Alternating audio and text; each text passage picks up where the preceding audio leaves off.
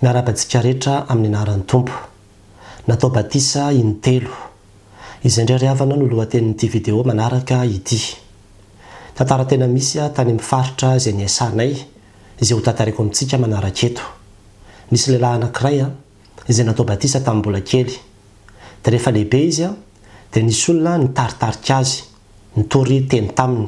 Dia resy lahatra izy dia nivavaka tany amin'ny fiangonana io dia natao Batisa fandrony. Fiangonana izay mivavaka amin'ny andro asabotsy.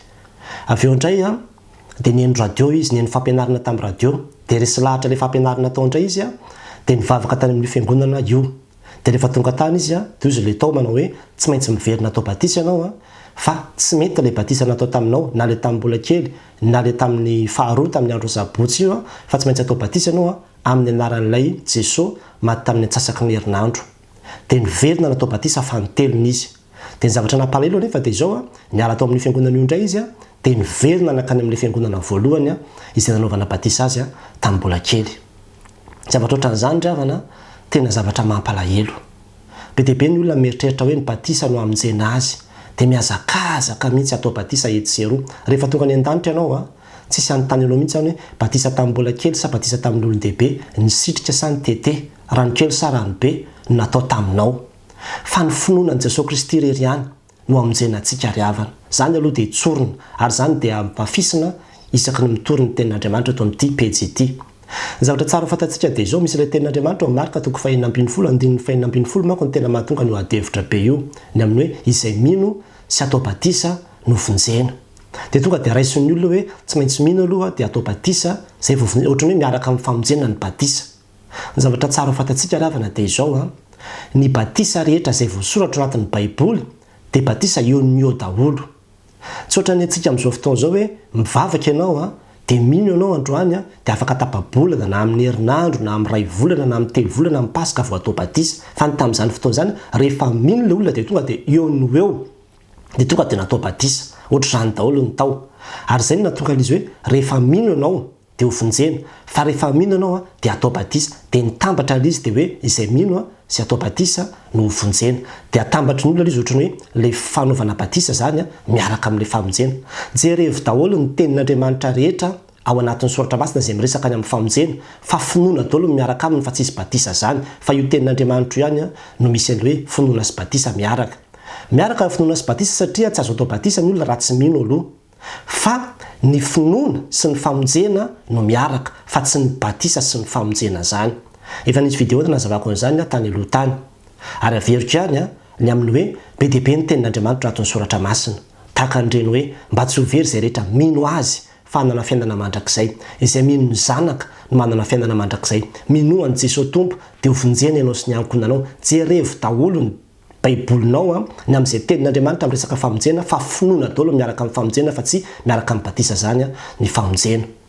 Ny zavatra tsara fantatsika fahatelo dia izao ny finoanao no hamonjenanao fa tsy ny Batisa izay natao taminao mihitsy. Izay aloha dia ka fantatsika tsara. Rehefa nino ianao androany dia misokatra ao anao ny lanitra. Ny Batisa dia ilaina satria Jesosy koa no nanome antsika baikony amin'ny hoe manaova Batisa azy. Fa amin'izay fotoana izay ilay Batisa fijoroana vavolombelona, fanehoana amin'ny fomba hita maso fotsiny ilay fahasoavan'Andriamanitra izay tsy hita maso no raisinao tamin'ny finoana. Zay ny Batisa, fanehoana an'izay fotsiny. Fa tsy eo amin'ny Batisa koa ianao vao handray ny fanahy masina sy ny rehetrarehetra. Jesosy Kristy ve teo amin'ny Batisa vao nandray ny fanahy masina? Efa trany an-kibo izy dia efa ny fianoana ny fanahy masina. Efa tany izy dia efa noa masinina fa ilay Batisa dia nanehoana an'izay ampabe maso fotsiny. Ary ilaina izay fijoroana vavolombelona izay anehoantsika ny finoantsika. Izay no antony anaovana Batisa ny olona fa tsy miankina amin'ny Batisa mihitsy akory ny hamonjena ny olona anankiray. Na tsy vita Batisa ary ianao fa maty asa noho ny fandaminana asa fa dia tsy vita ilay Batisa, tsy tratra ilay izy tsy miankina amin'izany mihitsy ny famonjenanao. Ny zavatra faefatra izay tsara fantatsika koa ravana dia izao misy olona be dia be manko ilay resaka ny amin'ny hoe ny zaza ary pastera tsy mahay mino zany. Ary ny finoan'ny ray aman-dreny ve no hitondra ny finoan'ilay zaza. Raha jerevanao ravana ny tenin'Andriamanitra any amin'ny Korintiana 1:9 dia tena mahazava ny anambaran'i Paoly azy eo.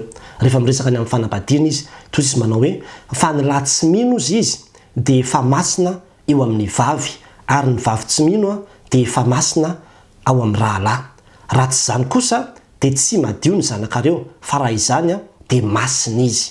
inona ny dikan'izany masina ozy izy ny zanakareo raha misy anankiray aminareo fotsiny mino zany hoe raha ohatra zany la mino ny vavy na dia tsy mino aza dia efa masina ny zanakareo izy izy efa madio ny zanakareo zany hoe mifandray amin'ny finoan'ny ray aman-dreny ny fahamasinana ny zanany mifandray ireo ary tsy azontsika fafana mihitsy zany ary zany no antoka amonjena ny zanantsika fa raha tsy zany dia tsy isy zaza ho any an-danitra mihitsy zany raha hoe tsy maintsy afaka mibebaka afaka mino raha ohatra zany le olona ka tratran'ireny le syndrome hoe trisomika reny ohatra dia ho aiza reny tsy afaka ino mihitsy dia ho very zany reny ny finoan'le ray aman-dreny no mampitany amin'ilay zanany ka mahatoka le zaza ho masina araka io tenin'Andriamanitra io dia izay le fahamasinan'ilay zaza zay tsy fahamasinana azony amin'izao tsy fahamasinana izay azony avy amin'ny fanahy masina izay miditra ao anatiny ka rehefa miditra ao anatin'ny olona ny fanahy masina dia izay le atao hoe fahatiarahana indray ilay fotoana voalohany izay hidiran'ny fanahy masina ao anatin'ny olona atao hoe fahatiarahana indray dia miteraka ny fanahin'ny olona izy fa izay ateraka ny fanahy ny fanahy dia rehefa velona ny fanahin'ny olona dia miasa amin'izay zany ny fanahy masina ao anatin'ilay zaza mety mbola tsy ho azon'ilay zaza zany fa efa ao anatin'ilay izy everony hoe zanaka hoe nomenao izy ny arena rehetra mety 2 taona izy 3 taona fa efa mpandova foana io tsisy fatany zany fa efa ao anatiny foana efa hoe ao anatin'ny inclus ao anatin'le mpandova foana izy na dia 3 taona azy fa mety hoe rehefa lehibe izy zay amin'izay izy vao ikasika an'le izy amin'izay zay izy vao ikirakira an'le arena amin'izay satria zay izy vao afaka mikirakira an'le izy dia tahaka izany koa ny famonjena raha mbola zaza izy rehefa mivavaka ka mino ny ray aman-dreny dia izay dia manamasina le zanaka ary zay no mahatonga le zaza azo atao batisa izay no mahatonga azy ho azo atao batisa dia efa ao anatin'le famonjena fa rehefa lehibe izy dia manamafy an'izay famonjena zay fotsiny amin'ireny hoe confirmation amin'ireny hoe fanasan'ny tompo reny dia averina foana le izy fa indraindray tsy fahafantarantsika an'izany dia mahatonga antsika mihazakazaka ho atao batisa etsy ho atao batisa eroa ny zavatra fahaefatra fahadimy zay tsara fatantsika ravana dia zao ny batisa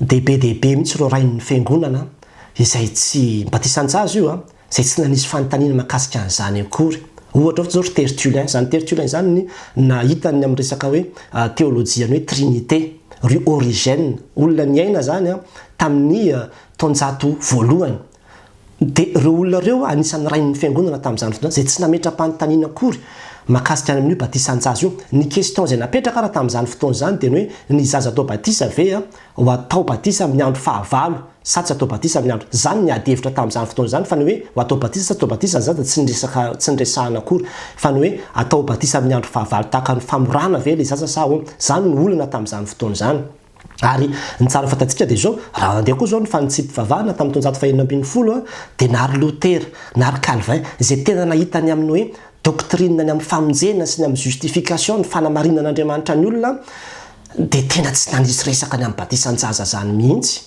dia tahaka izany koa ireo tao Madagasikara ireo ray aman-dren'ny toby ry mama ravelon-janahary ry dada rain solambo ry dada rakoto zandry ry mama volanavana germaine ry neny lava dia samy ny foazon'Andriamanitra fa tsy nasiana resaka mihitsy zay resaka batisan-jaza zany fa dia natao daholo ka raha ohatra tsika miteny hoe tsy izy ho batisan-jaza io fa very daholo zay olona natao an'io dia diso daholo anie zany rehetrarehetra resahako zany diso daholo anie zany zao zavatra rehetra resahako zany tena mila mahandinika tsika ry havana mila misaina tsara tsika fa tsy hoe drokodrokin'ny olona ampianarin'ny olona tsy ampianarin'ny olona dia tonga dia resy lahatra dia mandeha ekena fa eo le fahalemena hoe tsy ampy fampianarantsika fa na izany aza mandiny tsara fa aza hoe zay taritaritin'ny olona maketsy dia atao ery ny fahaefatra fahaenina dia izao koa be dehibe no miteny manao hoe le satria ao anatin'ny soatra masina ny Asan'ny Apostoly be dehibe le hoe natao batisa izy mba amin'ny ankonany rehetra dia tsika moa dia mandray manao hoe ao anatin'izany ankonana izany ny zaza dia hoe efa interprétation zany anareo zany fa tsisy miresaka an'izany mihitsy ao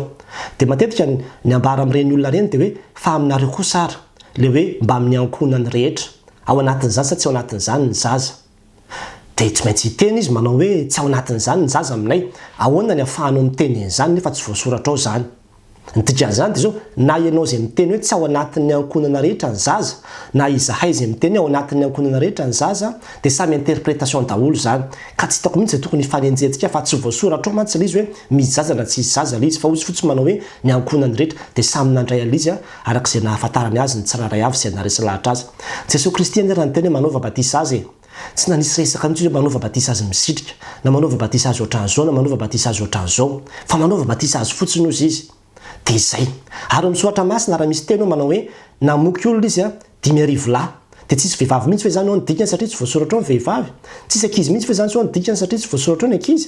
Ary tsara fatantsika tsara ny contexte tamin'ny andro ny testamenta vaovao. Fa tamin'ny andro ny testamenta vaovao ny ankizy sy ny vehivavy dia voailika foana, tsy voaresaka mihitsy, tsy tafiditra anatin'ny compte mihitsy. Ary zay no mahatonga ny ankizy tsy voaresaka anatin'ny baiboly mihitsy.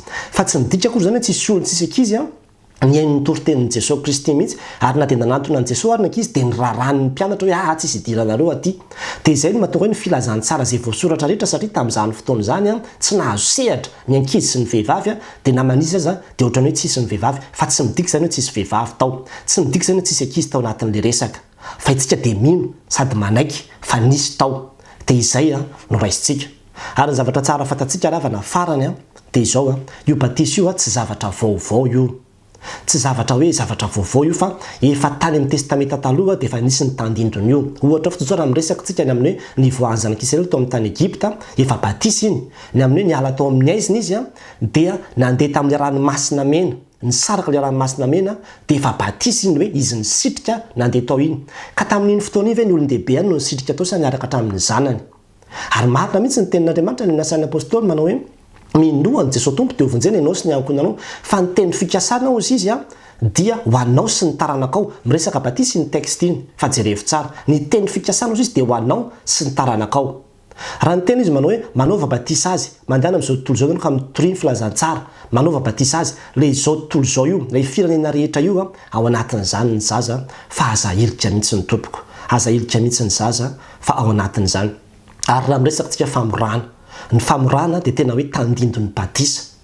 Ka raha tafiditra tao anatin'ny famorana ny zaza, ahoana no heverantsika fa rehefa tonga dia amin'ny batisa dia tsy ho tafiditra indray izy, tafiditra ry havana. Azo atao batisa tsara ny zanakao ary ianao izay efa vita batisa tamin'ny mbola kely, za manokana dia resy lahatra fa ho any an-danitra. Ary batisa tamin'ny mbola kely ny batisa natao tamiko tsy hiverina ho atao batisa zany intsony mihitsy aho. Satria efa hitako ny famonjen'i Kristy efa azoko zany, efa fantatro zany. Tsy miankina amin'izay batisa natao tamiko tamin'ny mbola kely zany, fa efa voaray ny famonjena dia izay ny zava-dehibe indrindra. Fa ho hitanao tsara fa mandana ataovy batisa ianao fandroa fantelo fanefany fa ho tsapanao foana fa na natao batisa impiratra ianao miankina amin'ny fifandraisanao amin'Andriamanitra ihany ny amonjenanao sy ny finoanao fa tsy izy hoe fanaovana batisa anao zany mihitsy, tsy miankina amin'izany mihitsy. Ary za ito ravana dia te hitarika ny saintsika indrindrandrindra itsika mpitondra fivavahana hoe aza ampiadiana re tompoko ny olona, aza ampiadiana ny olona amin'ity batisa ity. Fa andaontsika anaiky hoe iray ny batisa. Zany ny ambaran'ny tenin'Andriamanitra fa naray ihany nanaovana batisa antsika rehetra ho tena iray. Za manokana zao dia manaiky ny batisa an-jasa fa za koa manaiky ny batisa ny olon-dehibe. Fa ny ankabetsahan'ny olona ny anazy ihany no heveriny fa marina dia ny hafa ahilikany. Heverina ianao marary ianao dia mandeha any amin'ny hopitaly. Dia tonga le dokotera amin'ny andro alatsinainy manao vizity, dia ozy le dokotera mila atao scanner ianao. Dia lasa le mpialy marary zany nitady vola dia natao scanner. Dia vita le scanner dia tonga ny dokotera hafa indray ny talata. Dia ozy le dokotera mila atao scanner ianao. Dia ozy le marary hoe fa nisy scanner natao tompoko maly. Dia hoe tsy izy le scanner maly iny fa taizany nataonareo dia hoe taria-pe filoha tsy mety fa tsy maintsy ataonareo ary lafy. Dia lasa indray natao scanner tany lafy indray le marary. Dia tonga indray ny dokotera fahatelo andro alarobia dokotera hafa indray manao vizity. Dia ozy le dokotera hafa manao hoe mila atao scanner fantelo indray ianao, vaovao indray ianao. Dia hoe fa maninona dokotera efa nanao scanner ny tany lafy, efa nanao scanner tany anany.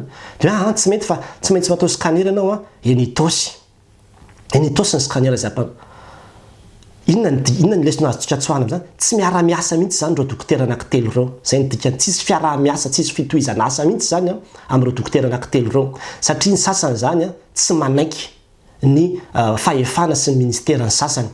Ary amin'ny fotoana rehetra izay ilazanao hoe tsy izy ny batisa izay natao taminao fa tsy maintsy atao vaovao ianao dia efa manapaka sady ianao ny fiara-miasa amin'izay fiangonana izay. Manapaka ianao ny fiara-miasa amin'izay fiangonana izay fa tady izay ry havana.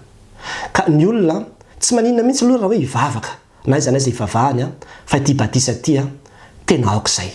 Tena aok'izay ny fanalovana ny olona amin'ny batisa io ka dia hoe asitrika etsy, atao makery, atao maketsy le olona ao anatin'le batisa. Dia hoe mibatisa ny baptizio amin'ny teny grika misitrika mihitsy ny dikany. Oui, tena izay mihitsy ny heviny. Fa matoa ianao mandray an'izy manao hoe tsy maintsy asitrika zany olona dia fa interprétation koa zany. Fa tsy miresaka an'izany mihitsy ny baiboly tsy maintsy misitrika le izy. Be dia be ny zavatra mbola resahantsika amin'ity vidéo ity any orinany amin'ny hoe ahoana ny fomba famakiana ny soratra masina io fa raha jerevantsika amin'ny forme io amin'ilay zavatra madinidinika ny tantara ilay zavatra ity ivelany dia veritsika fa be dia be ny zavatra pitsopitsony amin'ilay zavatra voasoratra no izay mety hoe manahirana no miinterpréter azy fa ny fond inona ny tena votoatiny azy tian'Andriamanitra horaisintsika ao anatin'ilay izy mbola ho resahantsika izay manaraka fa dia hatreo aloha aoka izay ny fanaovana batisa fandroany fantelo sy ny fanefany fa rehefa vita batisa indray mandeha dia ampy izay niza mbola mitarika anao dia ikeo fotsiny hoe efa ampy ihany batisa natao tamiko fa mivavaka ny alehako ity dia izay mahery zary havana dia mijoroa tsara fa aza manaiky avilivily ho an'Andriamanitra ny voninahitra amen.